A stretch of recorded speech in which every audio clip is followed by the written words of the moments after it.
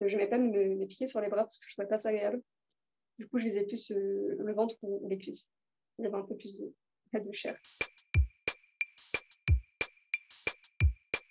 Je m'appelle Prasanna, j'ai bientôt 22 ans et je suis diabétique depuis que j'ai 16 ans à peu près. J'ai un diabète qui est assez atypique puisque j'ai pas un diabète de type 1 ni un diabète de type 2.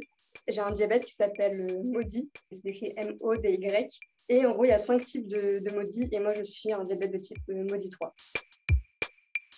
Et quand j'avais 16 ans, j'étais tombée malade, j'avais chopé un gros rhume ou une grippe, je sais plus. Et du coup, par précaution, on a décidé de faire une prise de sang. Et du coup, à la première prise de sang, on a vu que ma glycémie ne rentrait pas dans les taux normaux. Du coup, on s'est dit que c'était peut-être à cause des médicaments, etc. Donc, on va refaire une prise de sang. J'en ai refait une la semaine suivante. Et là, on a vu que mon taux de glycémie avait été beaucoup trop élevé pour une personne normale. En même temps, il était trop bas pour quelqu'un qui venait d'apprendre qu'elle était diabétique. Du coup, on m'a transférée directement à l'hôpital. C'était un peu un choc finalement, parce que je m'y attendais pas du tout, j'ai eu aucun symptôme. C'était très étrange parce que je pensais vraiment que le diabète c'était un peu une maladie de vieux finalement. Je sais pas comment dire ça, mais c'est aussi un tournant le diabète puisque c'est une maladie qui est incurable déjà. Et on a un peu tendance à l'oublier, même si on vit très bien avec le diabète aujourd'hui, mais elle se guérit pas. C'est une maladie en fait qui te demande de s'ajuster en fait et de s'adapter en permanence. Les premiers mois, c'était un peu compliqué puisque fallait s'adapter et comprendre comment ça marchait finalement et comment ce nouveau mode de vie allait du coup s'intégrer à notre vie de famille. Il fallait aussi expliquer à des amis proches la procédure d'hypoglycémie et d'hypoglycémie très grave. Et ça m'est jamais arrivé, donc je touche du bois. C'était assez étrange. Après, moi, j'avais des aiguilles qui étaient toutes fines et toutes petites. J'ai jamais eu de pompe, j'ai toujours eu des stylos. Et du coup, mes premières injections, ça s'est fait avec des infirmières avant chaque repas. Et après, j'ai pris le coup assez rapidement. Il y a un protocole en fait, sanitaire à appliquer. Et j'ai pas de sensation particulière, sauf quand, par inadvertance, je pique dans une veine. Là, ça peut faire un peu mal, mais c'est largement supportable. Peut-être une sensation que je peux avoir, c'est quand l'insuline, elle sort du frigo, c'est juste que j'ai une sensation de... Enfin, je sens que je m'injecte quelque chose de froid dans le corps. Quoi. Mais sinon, ça fait pas mal. Je n'aimais pas me piquer sur les bras parce que je trouvais pas ça agréable. Du coup, je visais plus le ventre ou les cuisses. Il y avait un peu plus de chair. Aujourd'hui, j'ai cette chance de plus avoir d'insuline.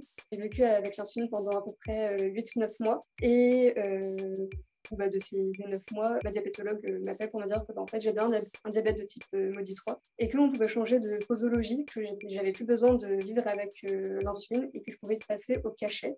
Comme ça se passait plutôt bien, du coup, ce qui fait qu'aujourd'hui, j'ai plus besoin de prendre des cachets à chaque repas parce que en fait, je gère surtout mon diabète par l'alimentation. Du coup, je sais compter les glucides et ce que je mange généralement. J'ai appris ça à l'hôpital. Maintenant, en fait, je prends mon cachet que quand je dépasse une certaine dose de glucides. Pour l'instant, tout est stable, donc j'ai pas forcément besoin de médicaments pour l'instant et j'en suis très contente et je me sens excessivement chanceuse. Une journée type de quand j'avais de l'insuline, une journée type aujourd'hui, elles sont totalement différentes. En fait, je me levais, je faisais un dextro, donc je vérifiais ma glycémie avec mon lecteur glycémique. En fonction de ce taux-là, en fait, j'avais un tableau pour savoir combien d'unités d'insuline que je pouvais m'injecter. Et je devais faire ça avant chaque repas. En comptant, du coup, j'avais à peu près 9 piqûres par jour, ça faisait beaucoup. Ce qui était un peu plus compliqué, c'était les jours où j'allais au lycée, puisque du coup, je devais passer à l'infirmerie avant pour pouvoir vérifier ma glycémie, puis me piquer, puis ensuite aller à la cantine. C'était pas très pratique. Enfin, j'ai cette chance en fait de pouvoir gérer ma maladie qu'à travers l'alimentation et c'est vraiment une chance pour moi.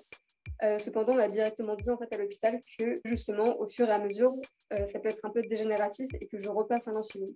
Cependant, on ne sait pas quand, on ne sait pas pourquoi, on ne sait pas comment ça va se passer, dans quel contexte ou ce genre de choses. Donc, je vis quand même un peu dans l'incertitude parce qu'il est probable qu'un jour je repasse à l'insuline. Si j'ai de l'insuline au quotidien, en fait, ça dépendra de mon rythme de vie et de mon métier finalement. Du coup, je pense que déjà, j'aurai un cathéter pour ma glycémie. Ce sera beaucoup plus simple que de devoir se piquer le doigt. Là, j'aurai juste à passer le lecteur devant le capteur et ça me donnera directement ma glycémie, ce sera beaucoup plus simple. S'il faut à tout prix que je passe par la pompe, je prendrai la pompe, évidemment. Mais c'est vrai que moi, j'ai jamais vécu avec la pompe, donc je sais pas vraiment ce que c'est. Je pense qu'à un moment, je testerai la pompe pour savoir si ça me convient mieux que les stylos. Mais au début, je repasserai par les stylos d'abord pour me réadapter et me réhabituer en fait à avoir de l'insuline. Maintenant, en fait, ça fait totalement partie de moi, de mon identité, de qui je suis. C'est quelque chose qui m'a accompagnée toute ma vie et c'est plus autant un poids qu'avant. C'est quelque chose que j'ai accepté et ce sera mon compagnon de vie finalement.